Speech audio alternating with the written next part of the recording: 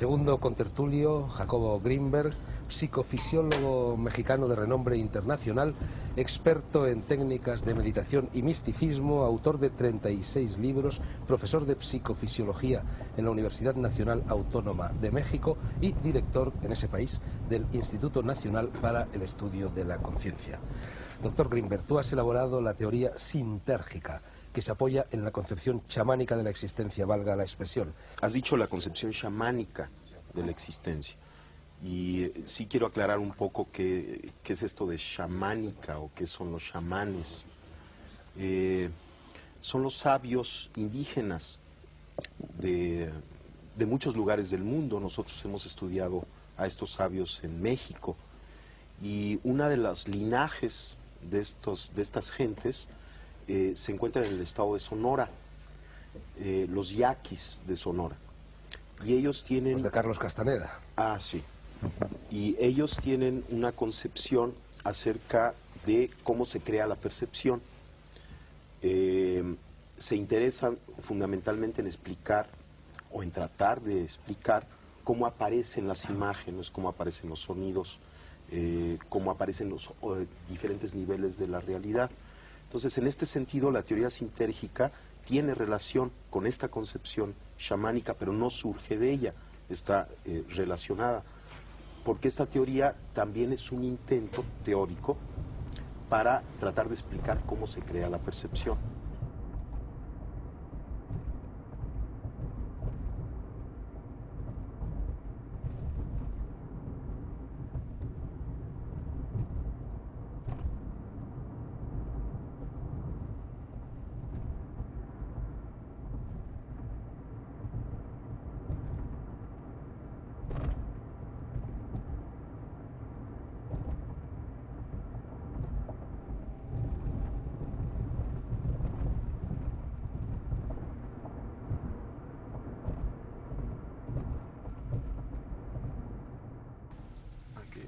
¿Me preguntas tú? Buenas tardes.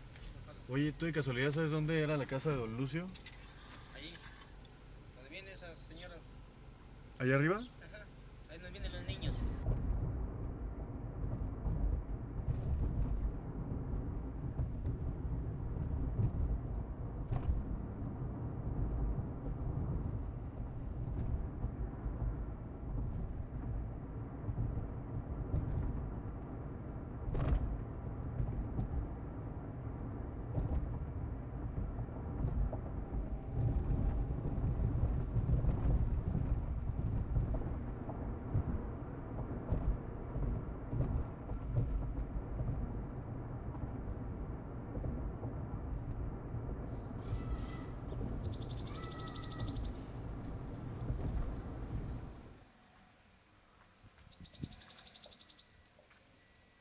Ahí en la curva, ahí pregunten, el señor se llama Julio Muñiz.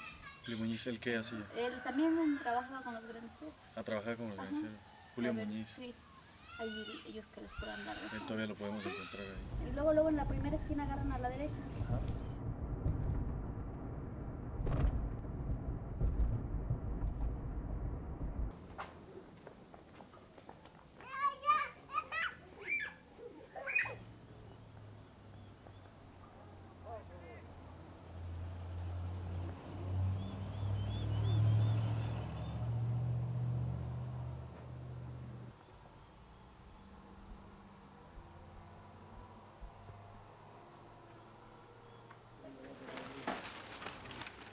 Este es para trabajar.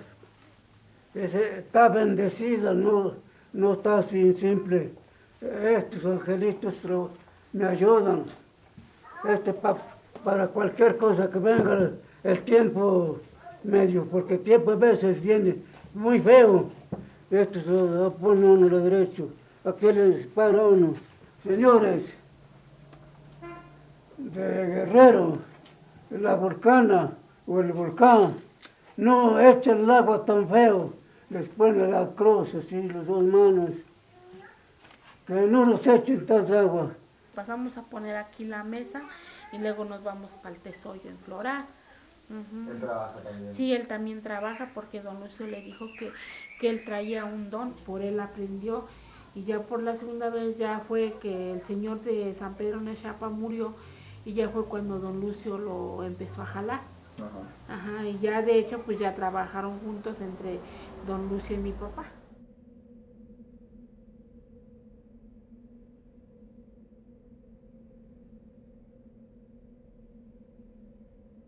Entonces el estudio de los chamanes implicó ir a pues prácticamente todo México, ¿no? Para ir a conocer estos chamanes, ver qué hacen y tratar de integrarlos dentro de todo lo que estamos haciendo.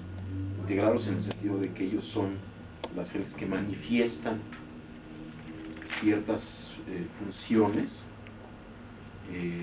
que otras gentes no manifiestan. ¿Tú crees que los chamanes tienen una forma de conciencia más elevada? Pues depende del chamán. Algunos chamanes que he conocido definitivamente sí. O sea, perciben la realidad más cerca de su fuente. Están menos involucrados en desviaciones, digamos. Pero son muy pocos los que verdaderamente tienen un alto nivel. No sé exactamente cómo Jacobo conoce a don Lucio, pero lo que sí sé es que alguna vez fuimos juntos a verlo, ¿no? Y ahí don Lucio personalmente me cuenta a mí cómo a él le pasó que fue, digamos, señalado o escogido, como se diga, para ser granicero. Que los graniceros se supone que son gentes que hablan con los espíritus del tiempo, ¿no? Del clima, y que pueden controlar el clima en un momento dado en donde se necesita, ¿no? Entonces ellos se inician a través de un rayo, casi es una condición que te caiga un rayo, ahora sí que te caiga un rayo y te ilumine. y bueno, y así fue, le cayó un rayo estando en el campo y él entra como en una especie de estado de coma. Y entonces él aparentemente no tenía interacción con el mundo, pero él estaba viviendo todo un mundo interno en donde se encontraba con espíritus que le daban una enseñanza de todo esto en relación a los graniceros, pero además de cómo hacer curaciones, ¿no? Cómo le cae un rayo. Ajá. Y se queda como en estado de coma, ¿no? Como que no reacciona ante el mundo, está en coma, ¿no? Pero él tiene todas estas visiones mientras está en ese estado, que duró como 3 años. Y ahí le dan las enseñanzas, digamos. Y ahí le dan las enseñanzas, entonces cuando él despierta, ¿no? De este estado, él tiene otras capacidades, digamos, ¿no? Los más antiguos probablemente, aunque no lo sabemos, probablemente eran olmecas. Entonces había gente dentro de los olmecas y después los toltecas que empezaron a sobresalir por su poder, por su vivencia, por su conocimiento. Y ellos fueron los maestros de nuevos discípulos, que a su vez fueron maestros de nuevos discípulos. Entonces se creó una cadena de maestro-discípulo, maestro-discípulo, y se creó lo que se llama un linaje. Entonces la mayor parte de los linajes que existían fueron destruidos por los conquistadores. Los chamanes, la mayor parte fueron muertos, pero quedaron algunos, los más poderosos que pudieron sobrevivir. Entonces esos lo enseñaron a discípulos hasta que hasta nuestros días llegan a los linajes todavía.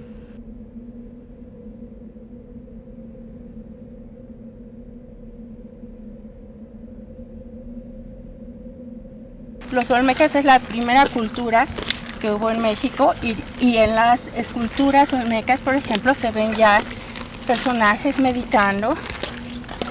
O sea, en muchas zonas mayas, por ejemplo, tú ves personajes meditando, lo cual quiere decir que era algo que se practicaba hace milenios aquí, ¿no? Y todos estos, pues claro, eran los hombres de poder, los chamanes de los pueblos que han heredado su conocimiento por generaciones, ¿no? El Dalai Lama en 1994 hizo un congreso con neurofisiólogos para tratar de entender qué pasaba en el cerebro durante la meditación. Entonces Jacobo estaba muy en contacto con todos estos científicos y con el Dalai Lama Y él también empezó a trabajar con lo que él conocía, que eran los chamanes. Don Rodolfo era un curandero, ¿no? O sea, que curaba personas, como hay muchos chamanes en México. Él vivía en Jalapa y entonces era muy reconocido porque pues era sumamente poderoso. Se registraron diferentes individuos de diferentes edades, individuos de la misma edad de don Rodolfo. Entonces este, por ejemplo, es el cerebro de un individuo de la misma edad de don Rodolfo. La coherencia está representada por los puntos rosas y rojos. Entonces, a altas frecuencias hay muy poca coherencia, pues su actividad era más coherente a bajas frecuencias, es decir, en aspectos concretos de la realidad, lo que te explicaba. Aspectos muy sutiles de la realidad requieren muy altas frecuencias y la actividad es muy baja en un individuo común. Mientras que en estado de relajación, o sea, en estado de vigilia, el cerebro de don Rodolfo tenía una gran coherencia en altas frecuencias, pero en estado de éxtasis era muchísimo más alta la coherencia que en un estado normal. ¿Qué quiere decir eso? Que su cerebro está funcionando como una unidad, es decir, como un rayo láser concentrado y además en una alta coherencia, es decir, en aspectos muy, muy sutiles, aspectos que no podemos percibir, aspectos muy abstractos de la realidad. Y entonces es aquí donde él puede curar. ¿Por qué? Porque está interactuando con aspectos que involucrarían el cuerpo energético, las emociones, todo. Y entonces, ¿por qué nosotros no podemos percibir esas realidades? Porque nuestro cerebro no funciona en esas frecuencias.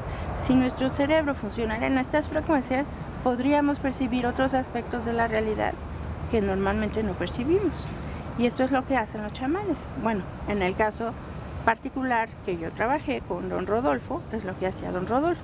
Es decir, que el hecho de que un chamán pueda captar otras dimensiones, ¿no? Exacto. Es porque tiene una alta coherencia en su cerebro. Exacto, porque tiene una maquinaria más sofisticada que la nuestra, digamos. Una maquinaria más refinada que puede captar frecuencias que nosotros no podemos captar. Y puede conectarse con esos niveles energéticos o con esos niveles de frecuencia. Y al conectarse puede interactuar con esas realidades. Y eso es lo que demostró él. Y eso es lo que demostramos en los experimentos que hicimos con don Rodolfo.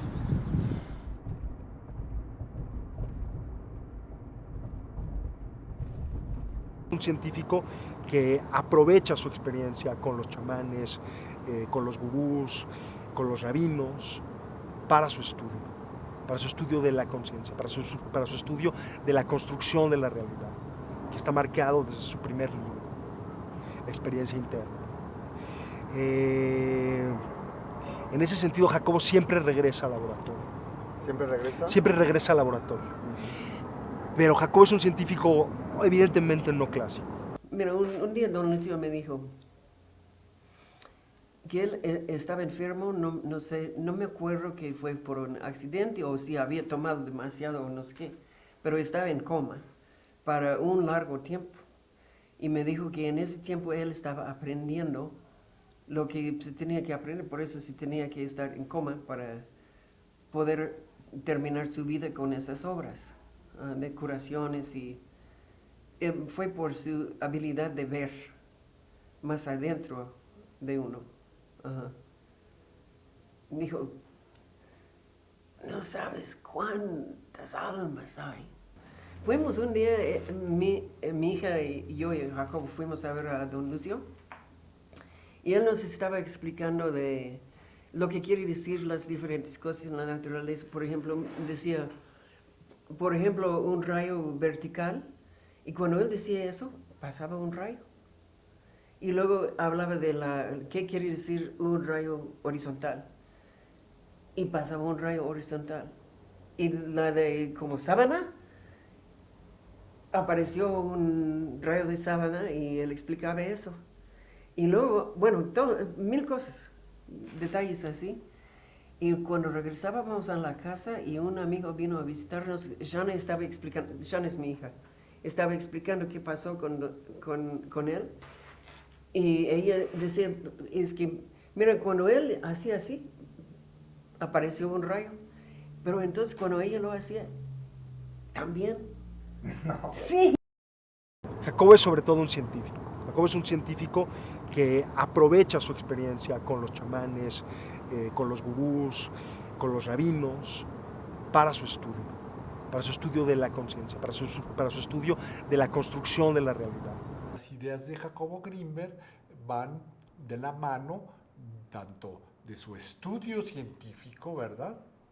De su estudio primero como estudiante de la Facultad de Psicología de la Universidad Nacional Autónoma de México, ¿verdad? Él es estudiante y su especialidad en la psicofisiología, ¿verdad? O sea, la relación entre la psique y los procesos neurológicos, químicos, cerebrales, ¿verdad? Y su experiencia con México, o sea, su experiencia en México, ¿verdad? Porque pues en México siempre tenemos al lado a un hombre de conocimiento, a un chamán o a un psicólogo autóctono, como tú le quieras llamar, ¿no? En México pervive esto, ¿verdad? Entonces, está unida la investigación de él siempre a esa cotidianidad, ¿verdad? Tenía en muchas cuestiones un pensamiento donde unía cuestiones de una manera mágica, o sea, sin una lógica fuerte, pero que tenían una estructura. Entonces, combinaba la parte científica, metodológica para el laboratorio, la parte mágica, la parte tradicional, para algunas de sus explicaciones. Entonces, podías tener tradición judía, chamanística, cuestiones de vanguardia de física, en fin, manejaba mucho. Yo creo que Jacobo era una persona muy inquieta, en el que coincidían dos grandes vetas intelectuales y morales. Por un lado, la de la ciencia, y específicamente su área de especialidad, que eran las neurociencias, y por otro lado, la búsqueda de un sentido de trascendencia en la vida, y una dimensión espiritual en la misma. Yo no creía en esto hasta que se me empaparon las manos en la sangre de Pachita. Ahí tienen ustedes a Grinberg, que ha estado con ella horas y horas también. Y luego al día siguiente me tenía que sacar. ¿Quién es Pachita? Pachita es una curandera mexicana que con un cuchillo abría vientres y abría cráneos y abría de todo. Y sacaba de todo, absolutamente. Vamos, yo soy un científico, yo tengo un laboratorio, estudio la actividad cerebral, la fisiología cerebral. Y me invitaron a conocer a esta mujer Pachita y a sus operaciones. Y lo que yo vi ahí, en principio, contradecía todo concepto y todo conocimiento que yo tenía acerca de la realidad. Y a mí lo que me enseñó, esto que vi, que Salvador pues lo estaba describiendo, y que yo fui testigo también de aquello, lo que me enseñó es que yo no puedo decir cuál es el límite de la capacidad humana. A partir de esa experiencia yo no me atrevo a decir el ser humano no puede hacer esto, el cerebro tiene tal límite en su potencialidad, sino que parecería que estamos dentro de un continuo extensísimo y no conocemos cuáles son los extremos de este continuo.